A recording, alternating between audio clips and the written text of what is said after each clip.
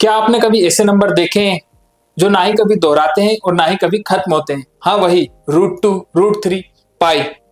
तो आज हम कुछ ऐसी नंबरों का, अपरिमेय संख्याओं का पुनर्भ्रमण करेंगे। तो आइए बच्चों देखते हैं। मैं हूं पवन गुप्ता, आपका मैथ्स टीचर। चैप्टर क्लास 10 का चैप्टर नंबर 1 वास्तविक संख्याओं का टॉपिक नंबर अपरिमेय संख्याओं का पुनर्भ्रमण आपके लिए लेकर आया हूं। तो चलिए देखते हैं। तो सबसे पहले हम बच्चों जानते हैं कि अपरिमेय संख्याओं का पुनर्भ्रमण, इसका क्या मतलब होता है। तो सबसे पहले आपसे मैं ये बताता हूँ कि अपरिमेय संख्या क्या है ना।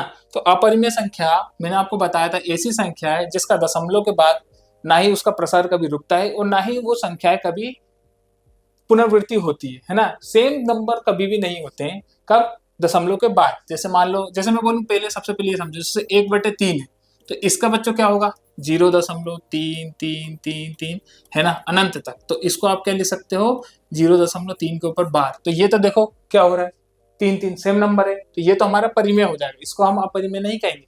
ऐसे नंबर जो दशमलव के बाद रुकते भी नहीं है और उसका कोई अंत भी नहीं होता है ना, और नंबर भी कभी सेम नहीं होते। जैसे मान लो पाई है ना, तो पाई की वैल्यू आप लोग को मालूम होगा 22/7। तो इसका देखो आपको क्या होगा, अगर मैं डिवाइड करूं बच्चों 22 और 7 से ऐसे डिवाइड करूं, 7 तिया 21, बचेगा क्या बच्चों?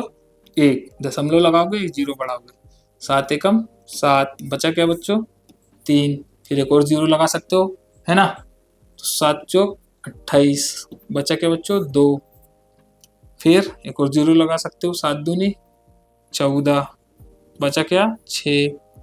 एक और 0 लगा सकते हो, 7 अट्ठे 56, बचा क्या? 4। एक और 0 लगा सकते हो, 7 पचे 35 है ना, बचा क्या? 5। एक और 0 लगा सकते हो है ना, 7 7 49, बचा क्या? 1। अब क्या करोगे? एक और 0 लगा सकते हो यहाँ पे, 7 एकम 7। तो ये कंटिन्यू ऐसे चलता रहेगा है ना। तो इसलिए मैं इसको क्या कहूंगा बच्चों? अपरिमेय संख्या। ठीक वैसे जैसे देख लो 1.10 110 1110 1110 ये भी कंटिन्यू चलता रहेगा। ठीक मान लो जैसे कहीं पर लिखा है 0.2 3 4 5 6 7 8 9 10 11 12, ये अगर कंटिन्यू ऐसे ही चलता रहे तो ये हमारी सब अपरिमेय संख्या हो जाती है।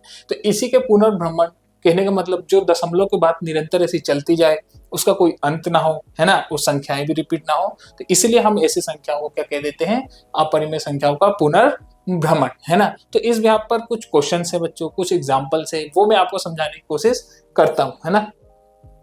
जैसे ये देख लो, जैसे यहाँ पर है बच्चों कि √2 है ना। सबसे पहले अभी जैसे आपको मालूम है कि अपरिमेय संख्या क्या है, √2 √3 √5 √7 √11, ये सब अपरिमेय संख्या होती है। तो हमारा जो प्रश्न है ये कह रहा है कि √2 एक अपरिमेय संख्या है, ये आपसे पूछ रहा है। उसको आपको क्या करना है? प्रूफ करके बताना है कि ये अपरिमेय संख्या है ना। वो तो पता है कि अपरिमेय, लेकिन हमें इसको क्या करना है? प्रूफ करना है। तो आइए देखते हैं कैसे करोगे। जैसे मान लो सबसे पहले है ना, सबसे पहले आप ये मान लो कि √2 है एक परिमेय संख्या, ऐसा हमने मान लिया। वो अपरिमेय नहीं, परिमेय है। तो मैं यहाँ लिख देता हूँ √2 एक, यहाँ लिख दो माना।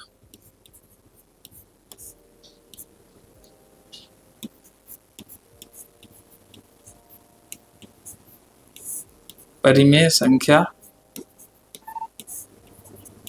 है, ठीक है, ऐसा हमने मान लिया। जब वो परिमेय अगर मान लो कि है, तो फिर वो p/q के फॉर्म में होगी है ना, जिसका एक अंश होगा वो एक हर होगा। तो मैं ले लेता हूं √2 बराबर a/b। मैं यहां क्या कह सकता हूं कि a और b क्या है आपके? सहभाज्य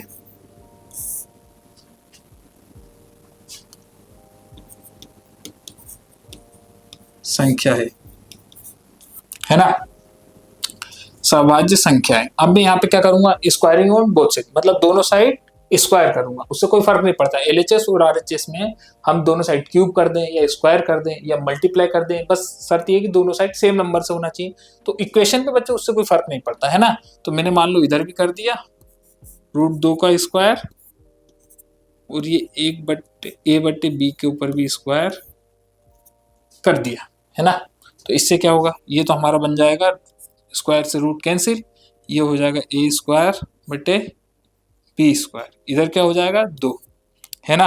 अब मैं b को क्या कर सकता हूँ, इस साइड भेज सकता हूँ क्योंकि यहाँ भाग में है, तो एलएचएस में जाके वो गुना में हो जाएगा। तो 2b² = a² हो गया। अब यहाँ पर देखो, यहाँ पर हमें ये समझ में आता है बच्चों कि जो हमारा a है, ये जो 2 है हमारा, वो a² का भाज्य है। जब 2a² का भाज्य है तो जो 2 है a का भी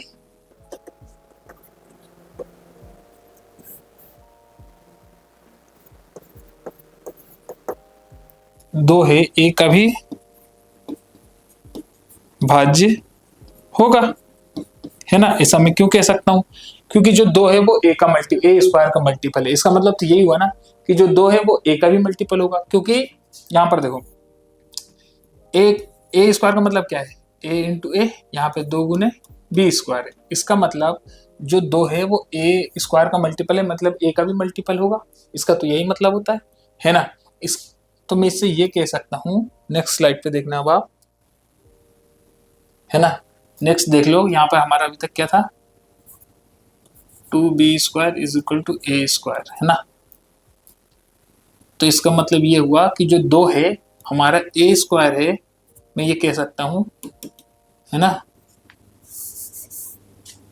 वो 2c होगा। यहाँ पे c क्या है, c क्या है आपका, तो c एक धनात्मक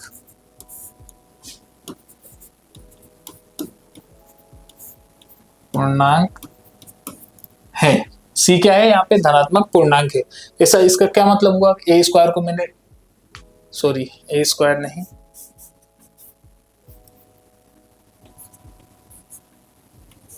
a, है ना। c एक धनात्मक पूर्णांक है, ऐसा मैं क्यों कह सकता हूं, इसलिए कह सकता हूं, जैसे मान लो बच्चों कहीं पर लिखा है 8, तो मैं उसको बराबर में 2 × 4 लिख सकता हूँ। इसका मतलब ये हुआ कि जो 8 है वो 2 का मल्टीपल है, और 4 क्या है, 4 का भी तो मल्टीपल है।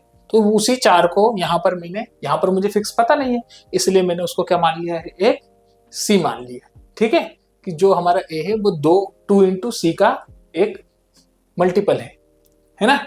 अब मैं यहाँ पर भी दोनों साइड स्क्वायर करता हूँ, तो ये क्या हो जाएगा, a² और 2c का स्क्वायर, तो ये हो जाएगा 4c² और ये a², है ना। अब यहाँ पर देखो a² की वैल्यू मेरी कितनी थी, 2b², है ना। तो मैं यहाँ लिख सकता हूँ 2b², a² की जगह लिख सकता हूँ क्योंकि दोनों बराबर में है ना। तो यहाँ क्या हो गया 4c², तो ये 2 से 2 कैंसिल, बचा कितना 2, मतलब कि b² बराबर 2c², है ना। b² बराबर 2c²। तो इसका मतलब ये हुआ बच्चों कि जो b है वो भी 2 का मल्टीपल है ना। और जबकि हमने क्या माना था स्टार्टिंग में, हमने यहाँ पर देखो क्या माना था, हमने माना था कि a और b सभाज्य है ना। सभाज्य का मतलब क्या हो जाता है, सभाज्य के जैसे मान लो कि 2 3 3 4, है ना, जिसका मल्टीपल 1 और वो खुद नंबरों के सिवा कोई दूसरा ना हो, है ना, वो सभाज्य हो जाएंगे। तो यहां पर देखो जो हमारा b है वो भी हमारा क्या है, वो भी 2 का मल्टीपल है ना। तो हम यहाँ ये कह सकते हैं, ऐसा क्यों हुआ कि हमारा a और b दोनों ही 2 का मल्टीपल आ गया, जबकि हमने a और b दोनों को क्या माना था, सभाज्य। सभाज्य का मतलब कि वो एक के सिवा उनका कोई कॉमन मल्टीपल नहीं है ना। तो मैं यहाँ पर देखूंगा कि b और a दोनों 2 का मल्टीपल आ गया, तो इसका मतलब ये हुआ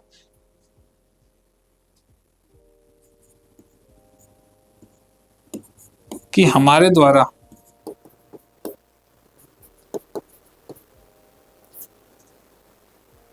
माना गया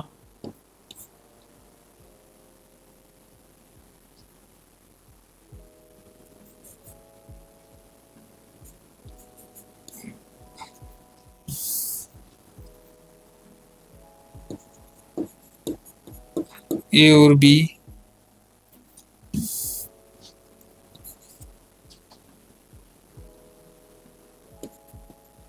एक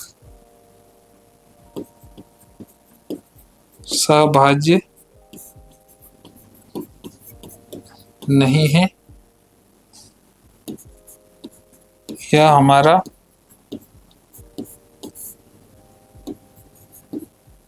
भ्रम था। अतः हम कह सकते हैं कि √2 एक अपरिमेय संख्या है।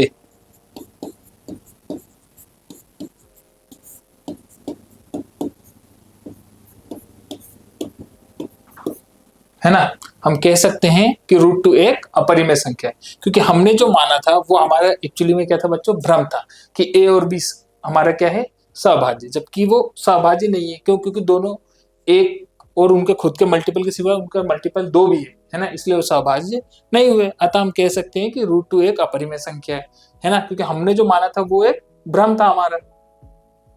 ठीक वैसे आ जाइए, इसमें क्या है कि 3 + 2√5 एक अपरिमेय संख्या है।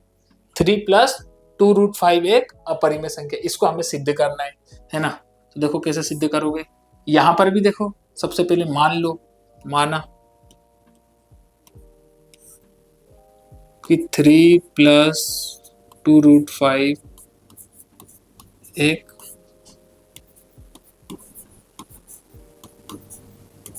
परिमेय संख्या है ना। 3 + 2√5 एक परिमेय संख्या है। जब आप ये मानोगे तो हम क्या कह सकते हैं कि 3 + 2√5 बराबर a/b है ना। यहाँ पर हमारा a और b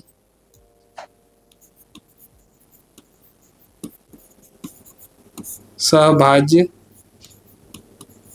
संख्या है। अभी आपको मैंने पिछले स्लाइड पे समझाया था कि सहभाज्य क्या होता है ना।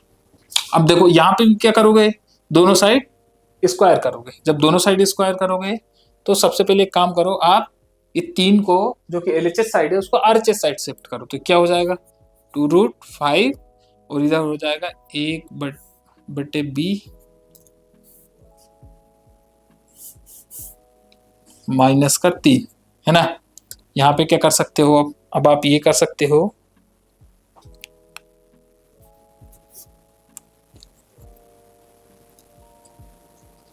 बी को हम क्या करेंगे, यहाँ पे कुछ नहीं तो एक बी और एक का हम कर लेंगे एलसीएम, तो आएगा हमारा बी और -3b हो जाएगा है ना।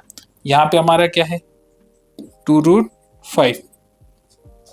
नेक्स्ट स्लाइड पे देख लो क्या आया था हमारा 2√5 बराबर a -3b/b। यहाँ पे मैं 2 को भी भेज सकता हूँ, किधर इस साइड भेजूंगा तो क्या होगा √5 a -3b/2b है ना। a और b हमारे क्या थे बच्चों, पूर्णांक है ना। a और b हमारे क्या है, यहाँ पर a और b हमारे पूर्णांक है ना। a और b पूर्णांक है, और ये जो पूर्णांक है, पूर्णांक होने के कारण ये हमारा क्या है, हमारा यहाँ पर भी a और b पूर्णांक है। पूर्णांक होने का ये हमने माना भी था कि सहभाज्य, लेकिन ये सहभाज्य नहीं है। तो यहाँ पर भी मैं ये कह सकता हूँ ठीक वैसे ही जैसे हमने √2 का किया था कि a और b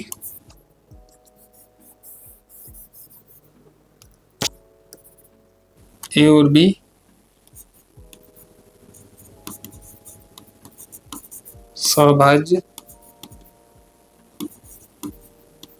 संख्या नहीं है,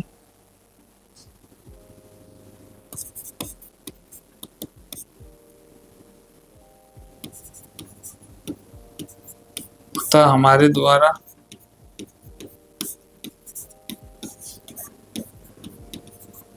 की गई कल्पना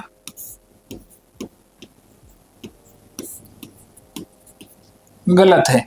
हमारे द्वारा की गई कल्पना गलत है। हम कह सकते हैं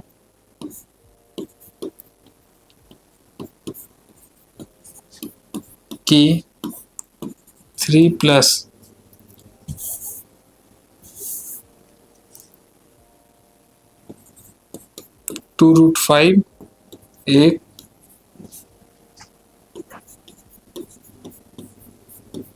अपरिमेय संख्या है ना, क्योंकि हमारे द्वारा बच्चों जो की गई कल्पना थी कि ए और बी सभाज्य हैं, ऐसा नहीं है। तो हम कह सकते हैं कि हम 3+2√5 एक अपरिमेय संख्या है ना, क्योंकि √5 हमारा देखो यहाँ पे जो आया हमारा सिर्फ √5 आया।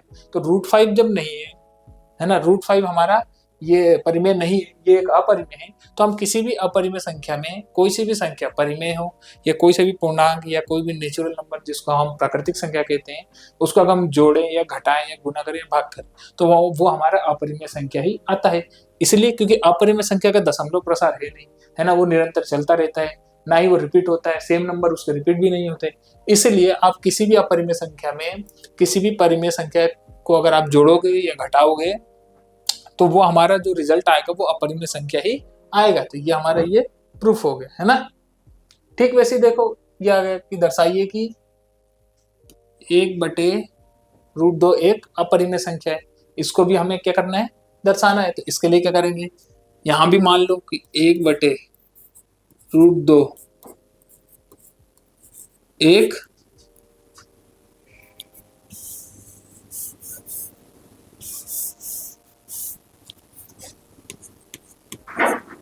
ये माना एक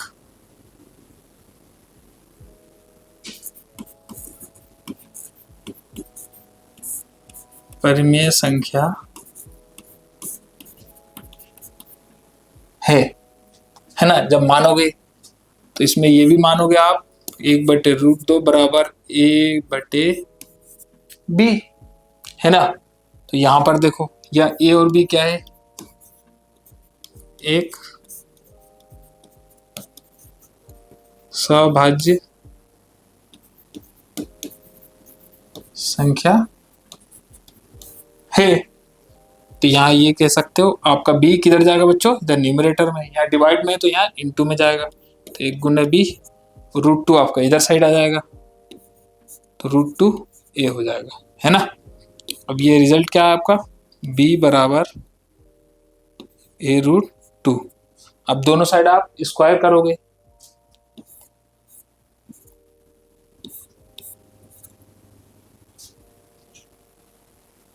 तो क्या होगा बच्चों, ये हो जाएगा b² और √2 का स्क्वायर करोगे तो वो तो 2 और a²। इसका मतलब बच्चे ये हुआ कि जो हमारा b है, जो b है वो 2 का मल्टीपल है। तो मैं लिख सकता हूं कि 2b² का गुणज है तो 2b का भी गुणज होगा, है ना। क्योंकि जब वो b² का गुणज है 2 तो यहाँ पर b का भी गुणज होगा, क्योंकि b² का मतलब क्या है, b गुने b, है ना।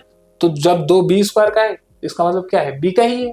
तो मैं कह सकता हूं कि 2b² का है अगर गुणज तो वो b का भी होगा, है ना। तो हमने क्या लिखा था यहाँ पे, b² बराबर 2a², है ना। तो मैं क्या करता हूं, अब मैं b को क्या मान सकता हूं बच्चों, 2c मान सकता हूं, है ना। जब वो c क्या है, इसमें c भी हमारा b का गुणज है, 2 के मल्टीपल में कुछ तो होगा तभी वो b बना है ना। तो मैं यहाँ पर भी स्क्वायरिंग करूंगा वैसे ही सेम। तो ये हो जाएगा b² बराबर 4c², है ना। अब देखो यहाँ पर b², अब b² की वैल्यू क्या है, 2a², तो मैं कह सकता हूँ कि 2a² इसकी जगह b² की जगह पे इजीली पुट कर सकता हूँ, है ना। ऐसे करके लिख सकते हो आप, b² बराबर 2a²। तो यहाँ मैं लिख सकता हूँ कि मैं 2a² लिख दूंगा यहाँ, है ना। और यहाँ क्या है 4c², 2 से 2 4 कैंसिल तो बचेगा 2, मतलब कि a² बराबर 2c²। तो अब मैं ये भी कह सकता हूँ कि दो a² का गुणज है, तो 2a का भी गुणज होगा। समझ गए? जब दो हमारा ए का भी गुणज है और बी का भी गुणज है, तो हमारे द्वारा माना गया भ्रम वो गलत था, है ना। गलत क्यों था? क्योंकि हमने माना था कि ए और बी सहभाज्य संख्या है ना। सहभाज्य मतलब जिनका सिर्फ मल्टीपल 1 हो, लेकिन यहाँ तो हम देख रहे हैं 2 भी उनका मल्टीपल। इसका मतलब कि हमने जो भ्रम माना था वो हमारा गलत था। अतः इसको कह सकते हो कि इक्वेशन फर्स्ट, इसको कह सकते हो इक्वेशन सेकेंड, है ना।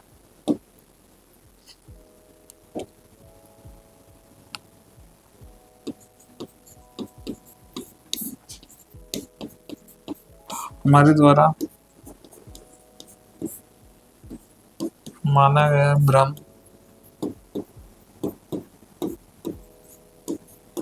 गलत है। हम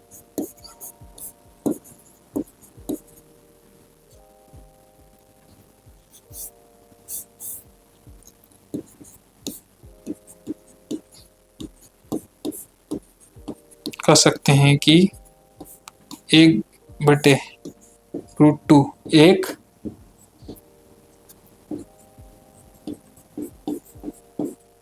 अपरिमेय संख्या है ना। अब देखो, हमने जो ए माना और बी माना वो सहभाज्य माना था, है ना। सहभाज्य मतलब जिसका मल्टीपल 1 हो, लेकिन हमने देखा कि 2 भी उनका मल्टीपल है, इसका मतलब वो सहभाज्य नहीं है ना। तो ऐसा तो कभी हो ही नहीं सकता कि सहभाज्य और भाज्य एक दूसरे के बराबर हो जाए, है ना। इसलिए हमने जो भ्रम माना था, हमारे द्वारा माना गया जो था कि 1/√2 जो है वो एक परिमेय संख्या है, वो एक गलत था, है ना।